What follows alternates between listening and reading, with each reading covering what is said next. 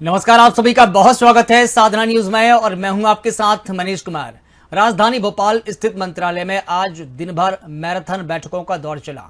मुख्यमंत्री डॉक्टर मोहन यादव ने आज दिन भर 6 विभागों की समीक्षा बैठक की। समीक्षा बैठकों का दौर सुबह इंटेलिजेंस आईजी से ब्रीफिंग के साथ शुरू हुआ।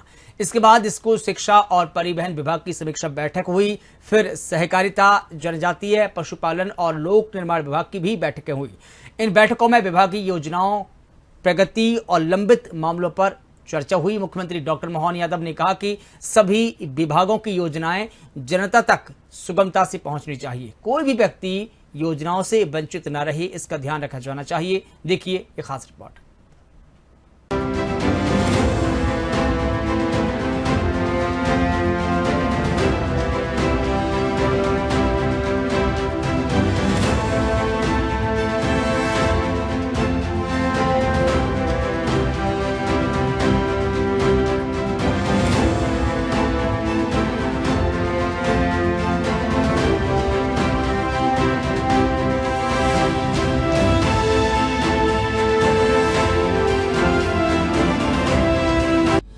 मुख्यमंत्री डॉक्टर मोहन यादव ने आज मंत्रालय में आयोजित बैठक में स्कूल शिक्षा विभाग की योजनाओं और गतिविधियों की विस्तार से समीक्षा की।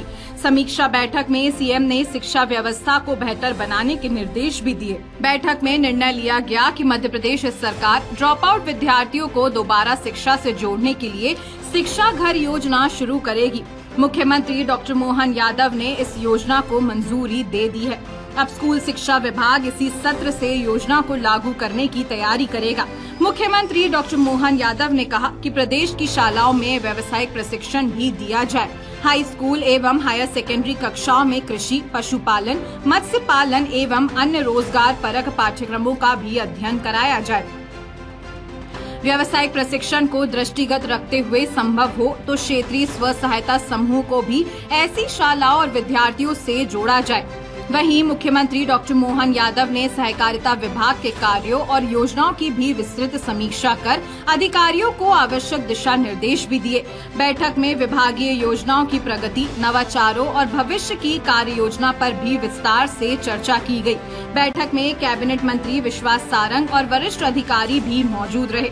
बता दें कि सुबह 11 बजे से दोपहर 1:45 तक स्कूल शिक्षा, परिवहन और सहकारिता विभाग की समीक्षा हुई। शिक्षा व्यवस्था, स्कूलों की स्थिति और नई योजनाओं की प्रगति पर चर्चा भी की गई। इसके बाद परिवहन विभाग की समीक्षा बैठक हुई, जबकि तीसरी बैठक सहकारिता विभाग के साथ हुई।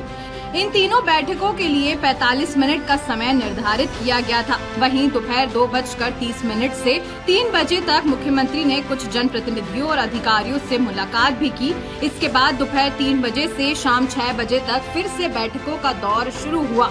इस दौरान जनजातीय कार्य विभाग, पशुपालन विभाग और लोक निर्माण विभाग की विस्तृत समीक्षा की गई। इन विभागों के लिए 1-1 घंटे का समय तय किया गया। वहीं मुख्यमंत्री डॉक्टर मोहन यादव ने जल संरक्षण को लेकर लोगों से अपील की। सीएम डॉक्टर मोहन यादव ने कहा कि प्रधानमंत्री नरेंद्र मोदी के नेतृत्व में देश भर में जल संचयन के क्षेत्र में तेजी से कार्य किए जा रहे हैं। इसी क्रम में प्रदेश सरकार द्वारा जल गंगा संवर्धन अभियान गुड़ी पड़वा से प्रारंभ होकर आगामी 30 जून 2026 तक संचालित किया जा रहा है। गंगा दशमी के पावन अवसर पर प्रदेश के सभी जल स्रोतों पर व्यापक स्तर पर श्रमदान किया जाएगा। सीएम ने लोगों से अपील करते हुए कहा कि आइए हम सब जल की प्रत्येक बूंद का संरक्षण कर आने वाली पीढ़ियों के लिए सुरक्षित भविष्य के निर्माण में सहभागी बने। प्रधानमंत्री श्रीमान नरेंद्र मोदी जी के नेतृत्व में देश भर में जल संचय के कई सारे काम हो रहे। ऐसे में हमारी सरकार के द्वारा भी जल संरक्षण को लेकर के जल गंगा संवर्धन अभियान गुड़ी पड़वा से लगाकर 30 जून तक चलने वाला है।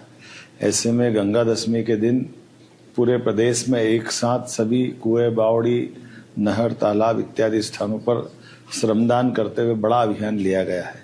मुझे प्रसन्नता है जन अभियान परिषद और उसके उपाध्यक्ष माननीय मोहन नागर जी और सारे कार्यकर्ताओं के साथ हमने अलग अलग सभी संस्थाओं को जोड़कर सभी पंचायत, सभी नगरीय निकाय हर स्थान पर जलगंगा संवर्धन का बड़ा काम करने वाले हैं।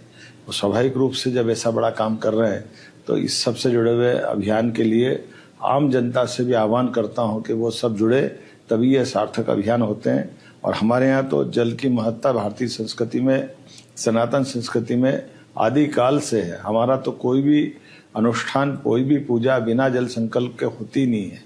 और ऐसे में रहीम जी ने कहा है, रहीमन पानी राखिए, बिन पानी सब सून, पानी गए न उबरे, मोती मानस चून।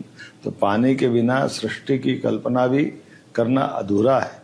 और ऐसे में जब हमने बदलते पर्यावरण के, बदलते मौसम को देख रहे हैं, ऐसे में सब दूर पानी की महत्ता पुनः रेखांकित हो रही है।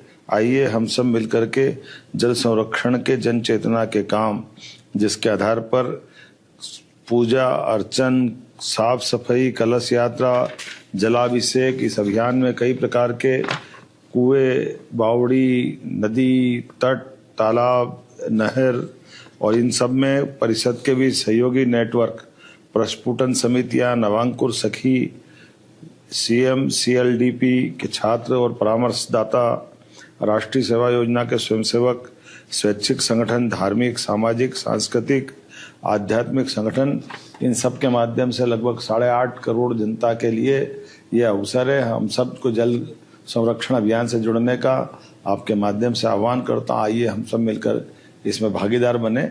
एक बार फिर हमारे लिए ये संवर्धन की इस आवश्यकता के साथ गंगा दशमी ये एक पावन त्योहार है, जिस आधार पर हमारी प्रतिबद्धता सनातन संस्कृति के समय से माँ गंगा से भी जुड़ती है।